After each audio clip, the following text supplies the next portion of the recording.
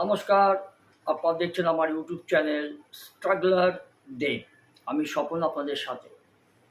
জাতীয়তার বোধ কাউকে শিখিয়ে দিতে হয়, এই বিষয়ে আপনাদের সঙ্গে আমি আজকে শেয়ার করব। 1947 সালের 15ই আগস্ট ভারত স্বাধীনতা হওয়ার পর থেকেই এই ধরনের পূর্বেও ছিল, স্বাধীনতার পূর্বেও ছিল, স্বাধীনতার পরে সেটা আরও শাখা প্রশাখা বিস্তার লাভ করেছে। দেশদ্রোহিতা, দেশের খাবো, দেশের জল হওয়া সুবিধা, চাকরি বাকরি, টাকা পয়সা রোজগার সব কিছু ভোগ করবো, আবার এই দেশের বিরুদ্ধেই পাকিস্তানকে মদদ দেব, চীনকে মদদ দেব। এখন অধুনা বাংলাদেশ যে ভারতের শত্রু হিসেবে পরিগণিত হয়েছে, যে ভারতের দয়ায় আনুকূল্যে আজকে বাংলাদেশ সৃষ্টি হয়েছে, একটা নুন পর্যন্ত বাংলাদেশ ভারতবর্ষের সাহায্য ছাড়া চলতো না, সেই বাংলাদেশ আজকে লম্ফজম্ফ দেখাচ্ছে। সেখানে কায়েমি স্বার্থ কিছু রেডিক্যাল পার্টি, মৌলবাদী, ভারত বিদ্বেষী, একটা বিশেষ সম্প্রদায়ের বিদ্বেষী, আর কিছু আবার একটা বিশেষ সম্প্রদায়কে ওখানে স্থাপন করা, এইসব নিয়ে অনেক অরাজকতাই বাংলাদেশে চলেছে। তাই বাংলাদেশকে আমি বরাবরই এখন শত্রু দেশ হিসেবেই দেখি। চেষ্টা করছে তারা ভারতের সমকক্ষ হয়, হয়তো আরও 200 বছর লাগবে ভারতের সমকক্ষ হতে, যদি ভারতের সরকার ঠিক থাকে। নইলে 1960-62 সালে যেরকম ভারতকে পরাজিত করে চীন কয়েক হাজার একর বর্গমাইল দখল করে নিয়েছে, এখনও দখল করার চেষ্টা করছে। বর্তমান সরকার সমরাস্ত্র অনেক উন্নত করেছে। এখন আর ভারতের দিকে তাকিয়ে চোখে চোখ রেখে তাকানোর মতো ক্ষমতা বিশ্বের তাবর তাবর শক্তিশালী দেশের ক্ষমতা নেই। এটা হচ্ছে বর্তমান 1947 সালের পরেই প্রথম ভারত সমরাস্ত্রে, উন্নতিতে, বৈজ্ঞানিক প্রযুক্তিতে, বিভিন্নভাবে খাদ্য সামগ্রী উৎপাদনের ক্ষেত্রে ভারত স্বর্ণভূষি হতে যাচ্ছে, এবং যার ফলে ভারত একটা শক্তিধর দেশ হিসেবে পরিগণিত হয়েছে। 4 নম্বর পজিশনে ভারত আছে এখন সবচেয়ে শক্তিশালী সামরিক দিক দিয়ে। বন্দে মাতরম ঋষি বঙ্কিমচন্দ্র চট্টোপাধ্যায় লিখেছিলেন যে বন্দে মাতরম আমরা জন্মের পর থেকেই পড়ে আসছি। এখন তো এইসব পাঠ্যপুস্তকের কোনো নীতি নির্ধারিত কিছু নেই, শুধু রাজনৈতিক বা কিছু পেটুয়া শাসক দল আসার যখনই এসেছে তখনই তাদের হয়ে ওগুলো লিখেছে, ওগুলো পড়ে প্রজন্ম বা ছাত্রছাত্রী কিছু শিখবে না, উল্টো জিনিস শিখবে। আমাদের সময় আমরা শিখেছি, সেই সহজ পাঠ রবীন্দ্রনাথ ঠাকুরের পড়েছি, সেটা তো বিলুপ্ত হয়েই গেছে বলতে গেলে। তাই আমরা অনেক কিছু পড়ে শিখে এসছি। কিন্তু এখনকার জেনজি যারা বলছে, তারা আন্দোলন করছে, জঙ্গি আন্দোলন করছে, এবং তার ভেতরে অনেক দেশদ্রোহী আতঙ্কবাদী ঢুকে আছে।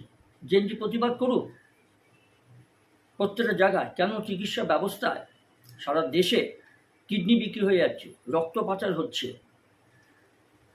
এবং মানুষের অঙ্গ প্রত্যঙ্গ কেটে বিক্রি করে দেওয়া হচ্ছে, পাচার করে দেওয়া হচ্ছে। সেই সব diagnostic centre, hospital, nursing home, doctor, সে মহিলা ডাক্তার বলুন বা পুরুষ ডাক্তার বলুন, পুরুষ ডাক্তারের সংখ্যায় বেশি, এদের বিরুদ্ধে আন্দোলন করুক জেনজি। আর ওই ককরোচ বলে একটা পার্টি, অবশ্যই আমি সাপোর্ট করি না যে প্রশ্নপত্র ফাঁস হয়ে যাওয়া। যারা এই প্রশ্নপত্র ফাঁস করেছে অবিলম্বে তাদের ফাঁসি দেওয়া উচিত প্রকাশ্যে। আমি এটা সমর্থন করি, ককরোচ যে আন্দোলনটা করেছে। শুধু একটা জিনিস নিয়ে থাকতে হবে, এই যে সমস্যাগুলো আছে এগুলোর বিরুদ্ধে জেনজিকে বা ককরোচ যে একটা পার্টি হয়েছে তাদের আন্দোলন করা উচিত, প্রতিবাদ করা উচিত। বন্দে মাতরম সঙ্গীত পুরোটা গাওয়া যাবে না। কিছু দেশদ্রোহী, দেশ বিরোধী কিছু রাজনৈতিক দল, কিছু গোষ্ঠী, কিছু সংগঠন প্রতিবাদ করছে, অথচ এই বন্দে মাতরম গেয়ে আমাদের হাজার হাজার শহীদ ইংরেজদের বিরুদ্ধে লড়াই করে ফাঁসি কাস্টে তাদের প্রাণ বলিদান দিয়েছে বিনা স্বার্থে, আমাদের স্বার্থে, ভারতকে স্বাধীনতা এনে দেওয়ার জন্য। ভারতের স্বাধীনতার জন্য তারা লড়েছে, তাদের জীবন দান করেছে ফাঁসি কাঠে। এই বন্দে মাতরম সঙ্গীতটা বন্দে মাতরম বলে। অথচ এখন কিছু গোষ্ঠী, কিছু রাজনৈতিক দল, কিছু দেশদ্রোহী, আমি এর আগেও বলেছি, আছে, ছিল, গোড়া থেকেই ছিল। নাহলে পূর্ব পাকিস্তান, এখন পাকিস্তানটা হলো কী করে? পাকিস্তান তো ভারতের মধ্যেই ছিল। আলী জিন্নাহ, তাকে সে কী করে এই দাবিটা করতে পারলো? মুসলিম লীগ আলাদা করে নিয়ে গেল, পাকিস্তানটাকে দুটুকরো করে দিল কেন? এখনও পাকিস্তান অকুপাই কাশ্মীর, আজাদি কাশ্মীর যাকে বলছে ওরা, অধিকৃত কাশ্মীর দখল করে রেখেছে অনৈতিকভাবে। চীনও তাই করছে, চেষ্টা করেছিল লাদাখের কিছু অংশ দখল করে নেওয়ার, পারেনি।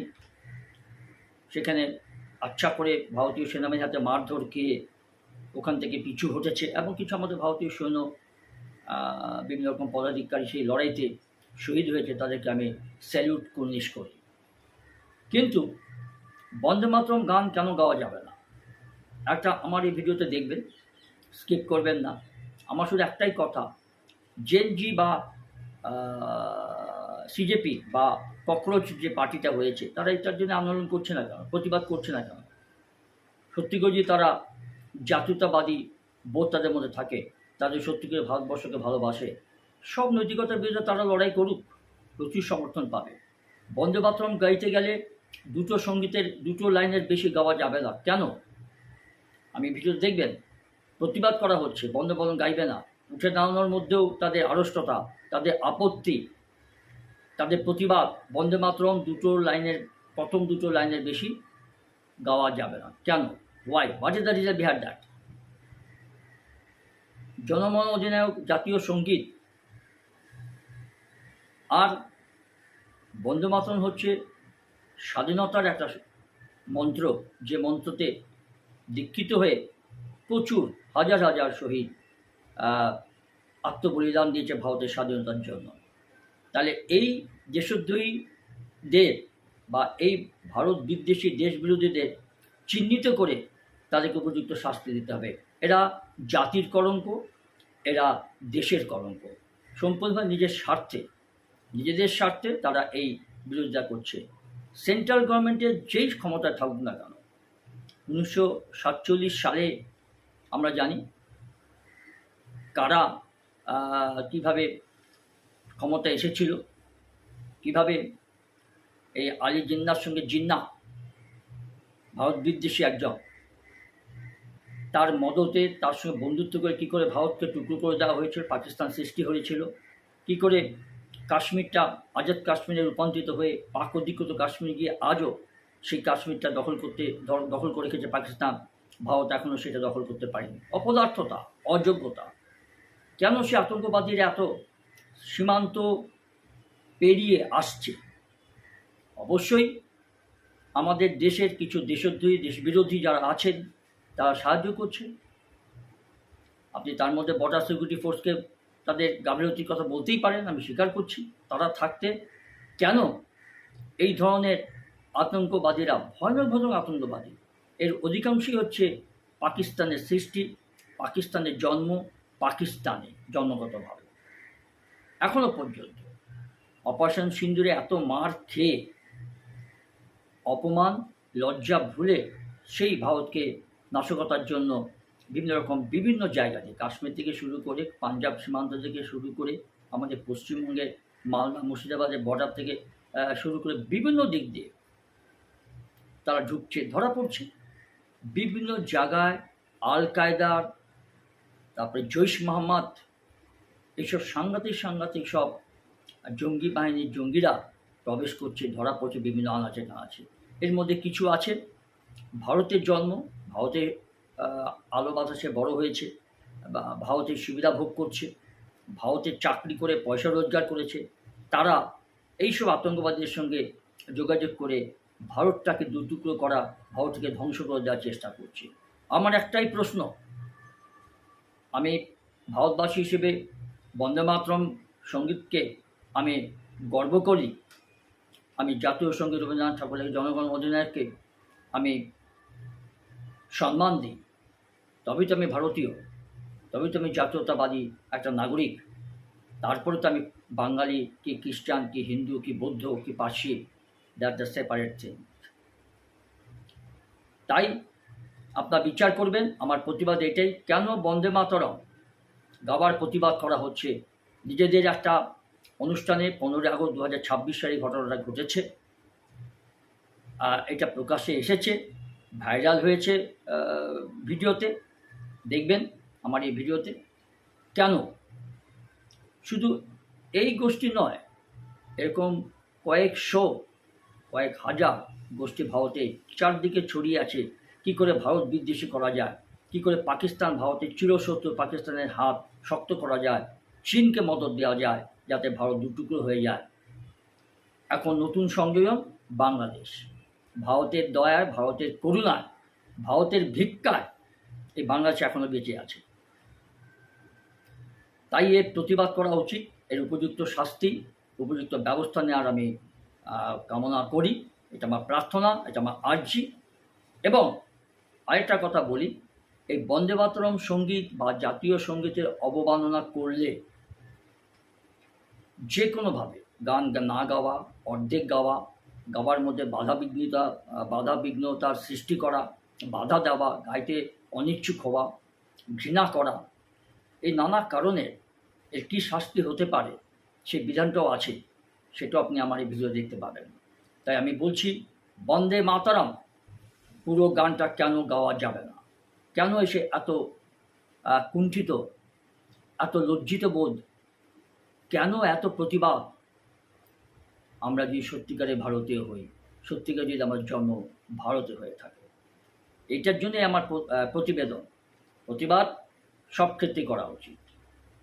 আমি আমার এই বক্তব্য মাধ্যমে এইটুকুই বলতে চাই, রাষ্ট্রবিরোধী, ভারত বিরোধী any kind of corruptions should be agitated against such kinds of corruptions.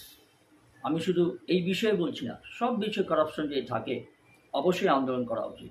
তবে বেছে বেছে কিছু দেশদ্রোহী রাজনৈতিক পার্টির বা কিছু দেশবিরোধী দেশদ্রোহী সংগঠনের দ্বারা উস্কিত হয়ে কিছু স্পেশাল বিষয় নিয়ে গুন্ডামি করা, আন্দোলন করা, আর তার সঙ্গে তোরা জানে যে আমাদের বিচার ব্যবস্থা যা আছে, জামিন পেয়ে যাবে, হয়েওছে তাই। উল্টে সরকারের বিরুদ্ধে রায় পড়ছে, যা সেটা বিচার ব্যবস্থার ব্যাপার। বিচার ব্যবস্থা যদি আমাদের করা হয়, তাহলে এত ধর্ষণ, এত কারাপশন, এত দেশদ্রোহিতা, এত আতঙ্কবাদী, এত বোম ব্লাস্ট, এত অগ্নিসংযোগ, খুন খারাপি, পাচার, নারী পাচার থেকে শুরু করে সব কিছু, মানুষের অর্গ্যান, দেহ প্রত্যঙ্গ পাচার, এগুলো হতো না। এই সুযোগটা, ভারতের আইনের সুযোগটা নিয়ে, কারণ তারা আগাম জামিন পেয়ে যায়, প্রমাণ আছে, সব কিছুই আছে। এখন দেখুন, সেটা তো আমরা বিচারক নই বা আমরা আইনের তেমন কিছু জানি না, হয়তো বাধ্যবাধকতা আছে, যার জন্য তারা বিভিন্ন রাজ্যে হাইকোর্ট থেকে বলুন বা বিভিন্ন দেশের সর্বোচ্চ আদালত সুপ্রিম কোর্ট থেকে বলুন, তারা আগাম জামিন পেয়ে যাচ্ছে, হয়তো শাস্তিটা লঘু হয়ে যাচ্ছে, মৃত্যুদণ্ডের বদলে হয়তো কয়েক বছর জেল হচ্ছে। আমি মৃত্যুদণ্ডের সপক্ষে, মৃত্যুদণ্ড অবশ্যই থাকা উচিত। অন্যায় অবিচারের বিরুদ্ধে প্রাণদণ্ড, এই শাস্তি অবশ্যই থাকা উচিত। যে বলুক, আমি এগুলো কিছু মনে করি না, এটা আমার ব্যক্তিগত মত। যদি দেশে সুশৃঙ্খল রাখতে হয়, সমাজ বিরোধীদের উৎখাত করতে হয়, দেশদ্রোহীদের যদি উৎখাত করতে হয়, শায়েস্তা করতে হয় বিভিন্ন রকম কারাপশনকে, প্রাণদণ্ড অবশ্যই এই শাস্তির বিধান থাকা উচিত আমাদের দেশে। এই বলে আমি আমার পরবর্তী যে ভিডিওগুলোতে আছে দেখতে পাবেন, দেখার জন্য আমন্ত্রণ করছি। আরেকটা কথা বলি, অনুগ্রহ করে যদি ভালো লাগে আমার এই স্ট্রাগলার দেব এই ইউটিউব চ্যানেলটাকে লাইক, সাবস্ক্রাইব এবং শেয়ার করে দেবেন।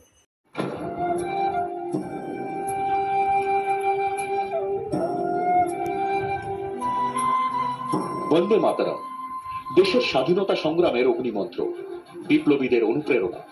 হাসতে হাসতে যে গান গেয়ে ফাঁসি কাঠ বরণ করেছে বিপ্লবীরা, সেই গানকেই দশকের পর দশক ধরে অমর্যাদা কংগ্রেসের। বন্দে মাতরমের অপমানকে যখন শাস্তিযোগ্য করার আইন তৈরি করলো মোদী সরকার, তখন দলীয় কর্মসূচিতে জাতীয় গানের প্রথম দুটি স্তবকী গাওয়ার সিদ্ধান্ত নিয়েছে কংগ্রেস। कांग्रेस पार्टी की कार्यसमिति ने एक आश्चर्यजनक और देश विरोधी फैसला लिया है। महान वंदे मातरम गीत के दो ही छंद गाने का फैसला किया है। वोट बैंक के तुष्टीकरण के लिए उन्होंने स्वर्गीय बंकिम बाबू के इस अमर कृति का न केवल अपमान किया है, वो लाखों शहीदों का भी अपमान किया है। आज कांग्रेस पार्टी 1937 का अपनी पार्टी का रिजोल्यूशन मान रही है और पार्लियामेंट के एक्ट को नकार रही है। 1937 সালে কংগ্রেস ওয়ার্কিং কমিটি বন্দে মাতরমের প্রথম দুটি স্তবক গাওয়ার সিদ্ধান্ত নেয়। এরপর গঙ্গা দিয়ে গড়িয়েছে অনেক জল, স্বাধীন হয়েছে দেশ, কংগ্রেস ক্ষমতায় থেকেছে। এরপর ক্ষমতা হারিয়ে ক্রমশ জীবাশ্মে পরিণত হচ্ছে, কিন্তু বন্দে মাতরম নিয়ে জ্বালা এখনো কমেনি রাহুল সোনিয়াদের। 15ই আগস্টে জাতীয় গানকে অপমান হোক বা দলীয় কর্মসূচিতে জাতীয় গান সম্পূর্ণ না গাওয়ার সিদ্ধান্ত, জিন্নাপন্থী মানসিকতা এখনো কংগ্রেসের শিরায় শিরায়। लाठियां खाई हमारी पार्टी ने, इस देश को नेतृत्व दिया हमारी पार्टी ने, अंग्रेजों को भगाया हमारी पार्टी ने। ये मुंह उठाकर आकर हमें ये देशद्रोही गद्दार लोग सिखाएंगे हमें वंदे मातरम क्या होता है। দেশ সবার উপরে, দেশের জাতীয় গানকে অমর্যাদা মানে দেশবাসীকে অমর্যাদা।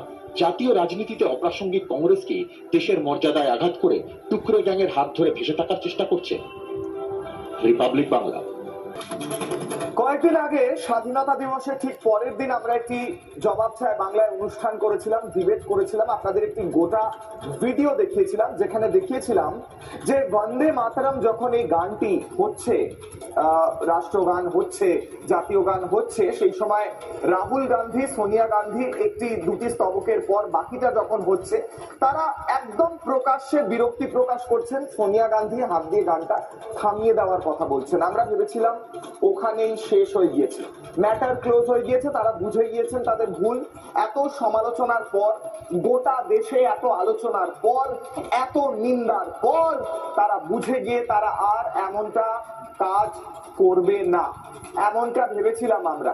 কিন্তু আজকে আরেকবার সেই ছবিটা আমি মনে করাবো এবং তার সঙ্গে সঙ্গে বলবো যে সেদিনের পর না কোনো শিক্ষা হয়নি।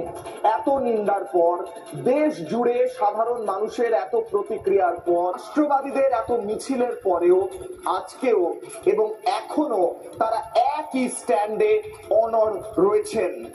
রাহুল গান্ধী এবং সোনিয়া গান্ধী এবং কংগ্রেস নেতৃত্ব বিচার করেছে যে বন্দে মাতরমের সম্পূর্ণ গানটা তারা কোনো মতেই গাইবে না।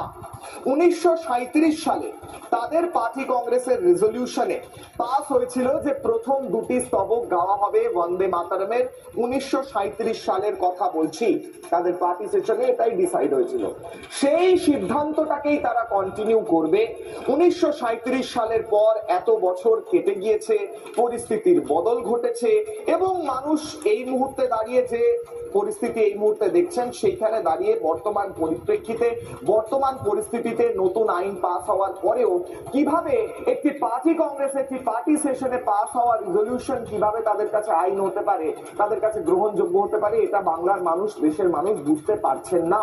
আমি ছবিটা আরো একবার দেখাচ্ছি জবাব চায় বাংলায় বাংলার দর্শকদের, যেখানে একদিকে জাতীয় গান হচ্ছে, বন্দে মাতরম হচ্ছে, যে গানে আমাদের প্রত্যেকের বুকে শিহরণ জাগে। আমরা প্রত্যেকের দেশপ্রেমের, এই প্রত্যেকটি শব্দে দেশপ্রেমের নতুন করে রিয়েলাইজেশন হয়, নতুন করে আমরা বুঝতে পারি যে আমরা কিভাবে দেশের জন্য নিজেদের উৎসর্গ করতে পারি। এই প্রত্যেকটা গান, প্রত্যেকটা লাইন, প্রত্যেকটা লিরিক্সে যেখানে দেশপ্রেম লুকিয়ে আছে, সেই গানটা যখন বাজছে, বন্দে মাতরম যখন বাজছে, তখন সোনিয়া গান্ধী বলছেন থামিয়ে দাও, আর রাহুল গান্ধী ছটফট ছটফট করছে। আমাদের প্রশ্ন ছিল যে তারা কি ওখানেই থেমে যাবে? না, এবার তারা অফিসিয়াল করে দিয়েছে। অফিসিয়াল করে দিয়ে বলেছে যে কংগ্রেস পার্টি, কংগ্রেস দলের তরফ থেকে বন্দে মাতরম পুরোটা গাওয়া হবে না, প্রথম দুটি স্তবক গাওয়া হবে এবং বাকি যে বন্দে মাতরম গানটা তারা গাইবে না। এবার প্রশ্ন হচ্ছে, দেশে যখন আইন পাস হয়ে গিয়েছে তখন এটা অপরাধের সমান নয়? এটা যদি অপরাধ হয় তাহলে রাহুল গান্ধী, সোনিয়া গান্ধী গ্রেফতার হবেন না? এই প্রশ্ন রাখছি আমি শোনাবো দেশের স্বরাষ্ট্রমন্ত্রী অমিত শাহ এই গোটা বিষয় নিয়ে কি বলেছেন। একটু পরেই যাবো ডিবেটে, তার আগে আমি দ্রুত কয়েকটা গুরুত্বপূর্ণ বাইট এবং ইনফরমেশন আপনাদের দেখাবো। প্রথমে দেশের স্বরাষ্ট্রমন্ত্রীর বক্তব্য। कांग्रेस पार्टी की कार्यसमिति ने एक आश्चर्यजनक और देश विरोधी फैसला लिया है। उन्होंने अपनी पार्टी के 37 के रिजोल्यूशन को फॉलो करते हुए महान वंदे मातरम गीत के 2 ही छंद गाने का फैसला किया। कांग्रेस का यह निर्णय केवल और केवल इनकी घोर तुष्टीकरण की नीति की पुष्टि करता है।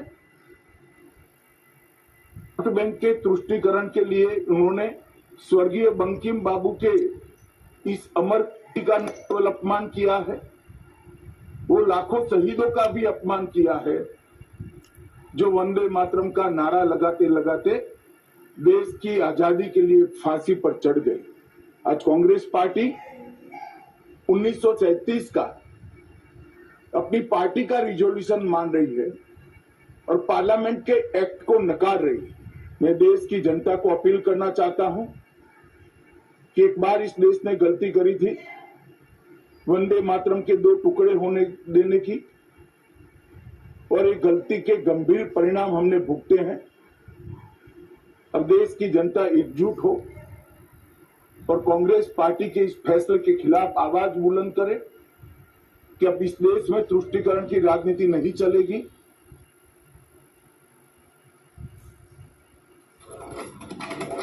দেশের স্বরাষ্ট্রমন্ত্রী যে প্রশ্ন তুলছেন আমরাও সেই প্রশ্ন তুলছি, জবাব চায় বাংলায়। আজ বাংলার মানুষ জবাব চাইছে যে পার্টি রিজলিউশন বড় না দেশের পার্লামেন্টে দেশের সংসদে পাস হওয়া আইন বড়।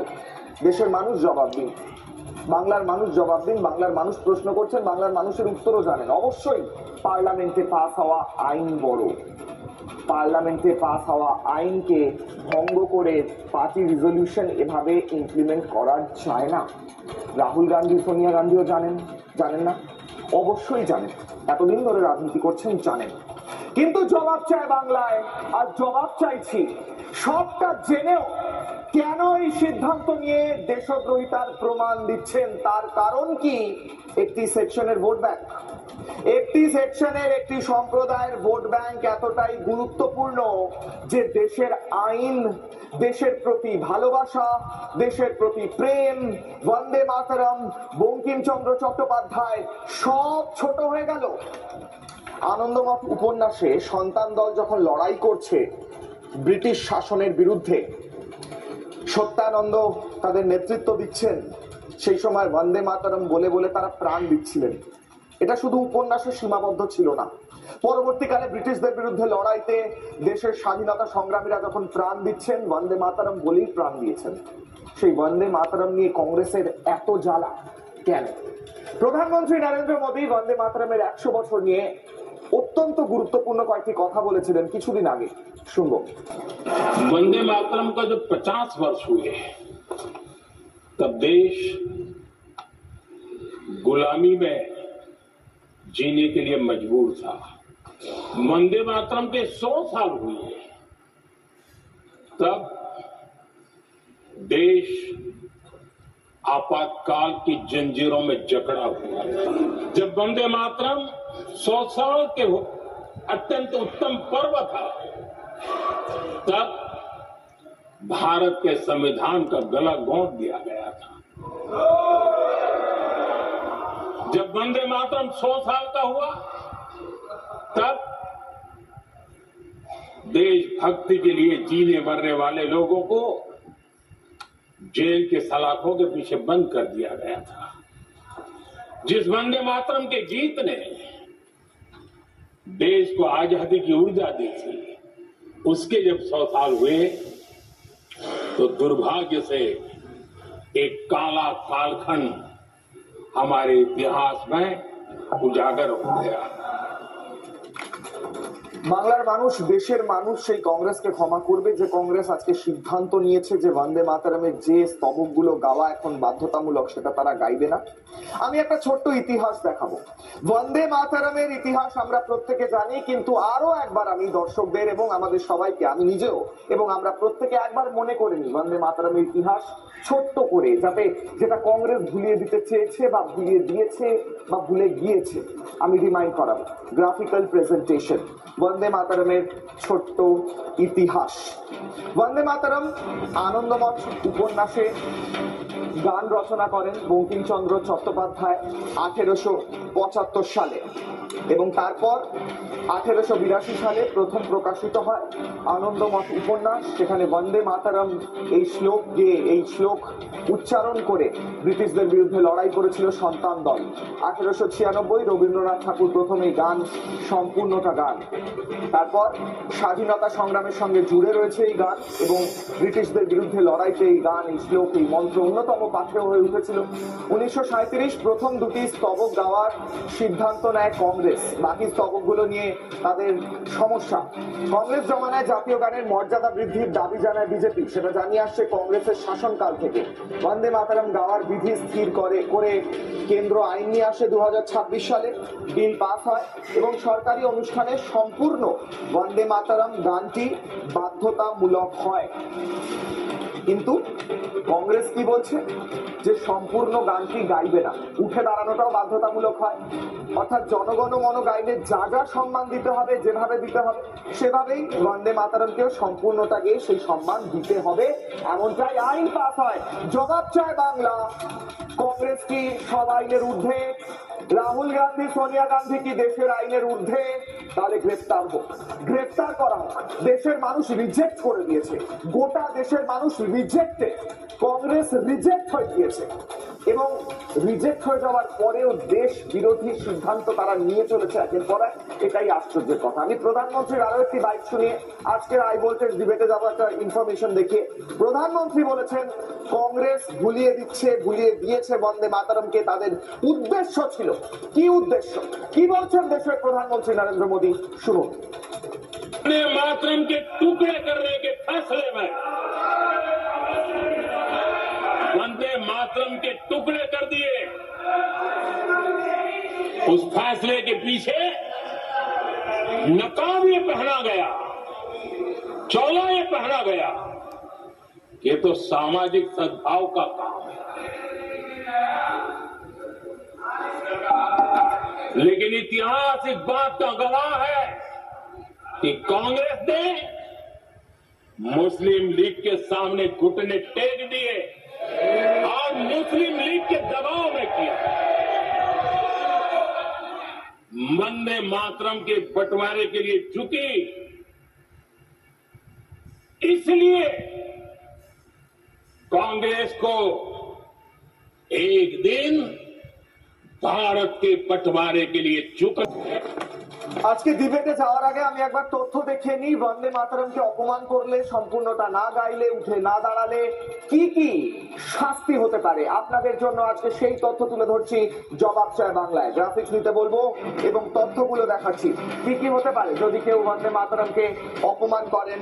স্ক্রিনে বন্দে মাতরমের অপমান করলে, গাইতে বাধায় সর্বোচ্চ 3 বছর জেল হতে পারে। সম্পূর্ণ গানটা না গাইলে বা গাইতে বাধা দিলে জেল হতে পারে, আর্থিক জরিমানা হতে পারে, এবং জরিমানা জেল দুটো একসঙ্গে হতে পারে। হবে দ্বিতীয়বার অপরাধে অন্তত আরো 1 বছরের জেল, এমনটা আইন বলছে। বন্দে মাতরমকে অপমান করলে, গাইতে বাধা দিলে এই সমস্ত শাস্তিগুলোর বিধান রয়েছে। আমি আসবো আলোচনায়। সোনিয়া রাহুল গান্ধীর কি এই শাস্তিগুলো হবে, সেই আলোচনায় আসবো। আমার সঙ্গে